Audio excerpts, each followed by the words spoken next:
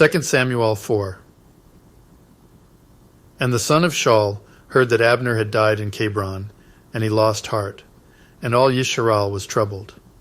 And the son of Saul had 2 men, commanders of bands, and the name of one was Baanah, and the name of the other Rechab, sons of Rimmon the Beerothite, of the children of Benjamin.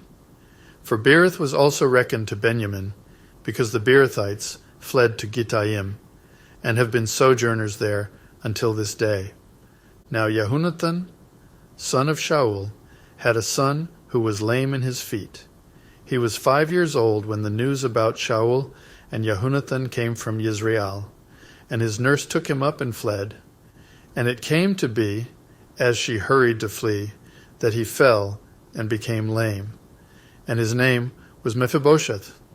So the sons of Rimmon, the Beerothite, Rechab and Baanah, went and came at about the heat of the day to the house of Ish-bosheth, who was lying on his bed at noon. And they came into the midst of the house to fetch wheat, and they struck him in the stomach, and Rechab and Baanah his brother escaped. Thus they came into the house when he was lying on his bed in his bedroom, and they smote him, and slew him, and beheaded him.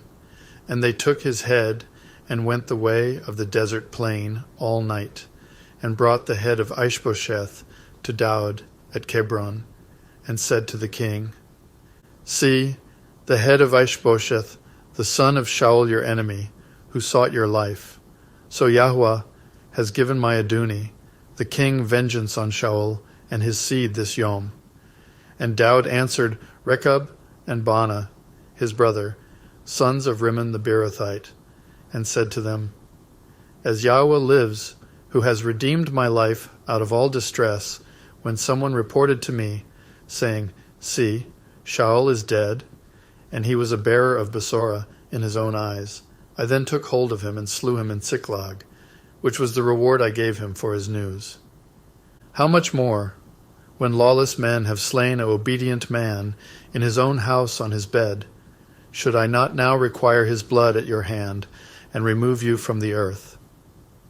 And Daud commanded his young men, and they slew them, and cut off their hands and feet, and hanged them by the pool in Hebron. And they took the head of Ish-bosheth, and buried it in the tomb of Abner in Hebron.